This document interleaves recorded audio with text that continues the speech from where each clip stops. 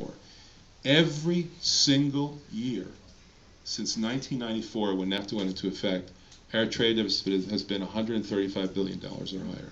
Every single year. Now, what is that deficit? It sounds like some obscure mathematical concept. It's very simple. The deficit is we're buying their stuff, and they're not buying our stuff. That's what it is. It's A minus B. It's X minus Z. That's what it is, okay? We're buying their cars, their washing machines, their refrigerators, their building materials. We're buying their stuff, and they're not buying an equal amount of our stuff. And NAFTA made that possible. NAFTA made that happen. It can't be. Yes, and the multinationals made that happen because they make a profit from trade that takes that money out of the neighborhood. It's no longer a question of you work in the factory, you get paid, you pay the landlord who has a stake pays the waitress, the farmer goes and he buys some farm equipment made in the United States, blah, blah. It takes it out of our hands entirely. It makes that possible. It corporatizes on a very, very large scale a very large part of our economy. And the results were immediate. The same year that NAFTA went into effect, we had our largest deficit in history, and the results were dramatic. How dramatic? This dramatic. This is how dramatic. In the last 14 years, we've had average deficits, average trade deficits of $500 billion a year. That's $1,500 every year, $5 a day, for every single man, woman, and child in this country. Okay? And the cumulative trade deficit, when we started this period, we were the largest creditor country in the entire world. When NAFTA went into effect, people owed us more than anybody else in the entire world, more than the Germans, more than the Japanese, more than anybody. Okay? Now, we owe other countries $11 trillion. $11 trillion. Okay, that's $35,000 for every single human being in this country. We're not talking about money that the government owes to rich people. We're not talking about what poor people owe to other people. We're not talking about credit card debt. We're not talking about mortgages. We're talking about what we owe to foreigners. $11 trillion. And that number is growing at $500 billion every year. $500 billion every year. So right now, when you look at all of the wealth in this country, every single asset, all of the stocks, all the bonds, all the big businesses, all the small businesses, all the lakefront property and the ocean property and the farms, everything, even the cars, the mortgages, everything. Already, foreigners own 1/7 of the entire U.S. economy. Every single asset in this country, add them all up, foreigners now own 1/7 of it. Why is this not in the newspapers every day? Really? Why isn't there some ticker somewhere, some debt clock that tells us it's 11 trillion, 11 trillion in 1, 11 trillion in 2, 11 trillion in 3, 11 trillion in 4. It's like the termites have now eaten the entire house. Okay, there's almost nothing left. All right, so what happens? Wages get driven down. Of course they do, because our $30 an hour workers are competing against 30 cent an hour workers in other countries. They're lucky if they get 30 cents. I mean, in many places around the world, $2 a day is a good wage. All right, so there's that issue. In the other countries, they don't have environmental protection, they don't protect labor unions. Exactly. In Colombia, since we signed our trade agreement with Colombia, over 100 union organizers have been murdered. Okay, so what do they care about labor unions? All right?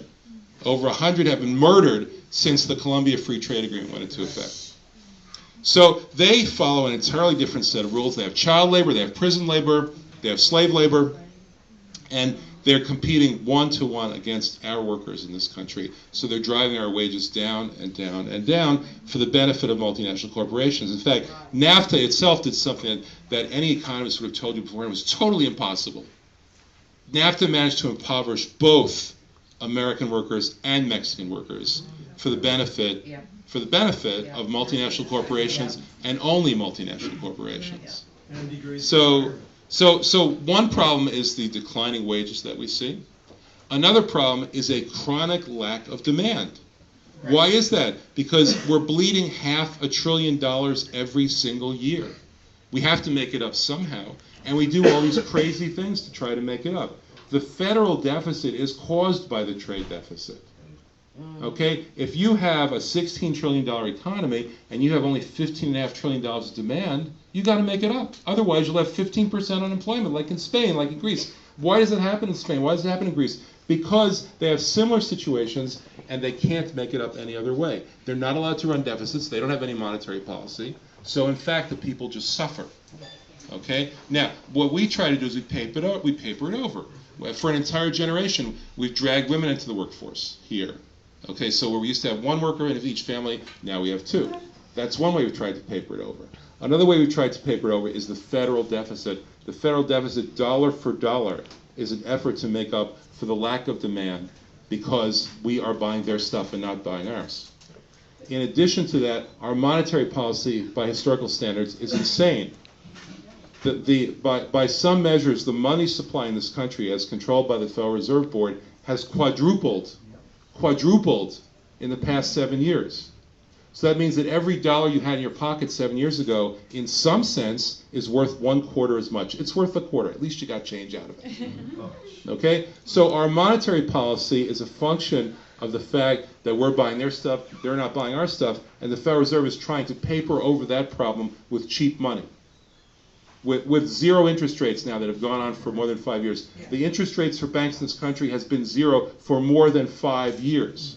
It costs them zero to borrow, and they mark it up to 17.5% on our credit card statements. But that's why we have this problem. Inequality in this country is a function of our trade policy. Why? Because we buy their stuff, they don't buy an equal amount of our stuff, they end up with those rectangular green pieces of paper with pictures of dead presidents on them. And they have to do something with them. They're not just going to keep them in their pocket. The Federal Reserve is making them worthless all the time. What do? They take that money and they don't buy our goods, they don't buy our services, they buy our assets. They buy our assets. $11 trillion worth of our assets net. Okay?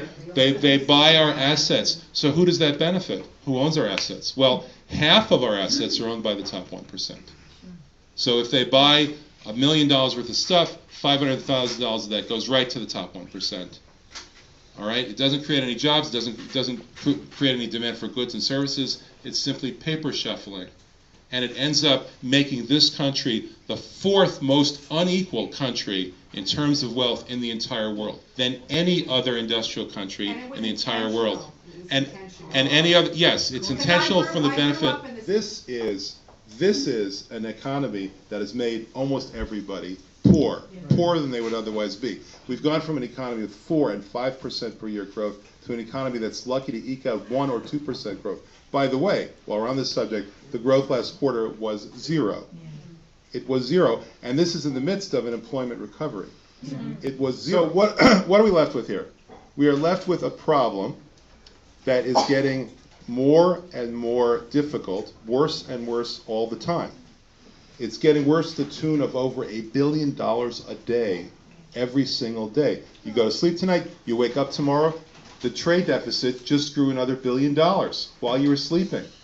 Okay, that's how bad it's been. We are in this deep, deep hole that causes a crazy monetary policy, a crazy fiscal policy, enormous inequality in this country, enormous inequality in the country.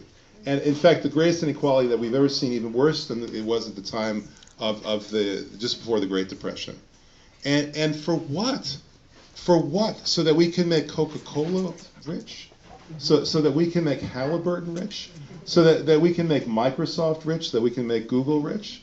You know, who are the companies that actually end up benefiting? Whoever trades internationally and nobody else. That's exactly Walmart is the primary beneficiary of this trade policy. Nobody else. And we end up paying for Walmart's profits through our food stamp payments. We pay for their earned income tax credit. We pay for their Medicaid because Walmart won't pay enough to its own workers. So that's what we end up with. We end up with an economy of cheap labor and debt slavery.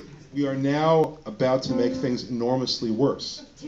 Right, we're going to make things enormously worse. This week, the president is introducing what the trade representative has come up with, which is to tie our hands in Congress and prevent us from reviewing these trade deals. That's the so-called fast track. Okay, the fast track to hell. All right, the fast track legislation that the trade representative is putting out this week in the Senate does some interesting things. First of all, it prevents any amendments by any subcommittee or any committee in Congress. Secondly, it prevents any hearings. You're not allowed to have any hearings in any subcommittee, in any committee. Third, you're not allowed to have any changes in the bill even when it's on the floor. Okay? The floor of the Senate, the floor of the House. Fourth, you're not allowed to have any filibusters. When's the last time you saw that happen? Okay? You're not allowed to have any filibusters in the Senate.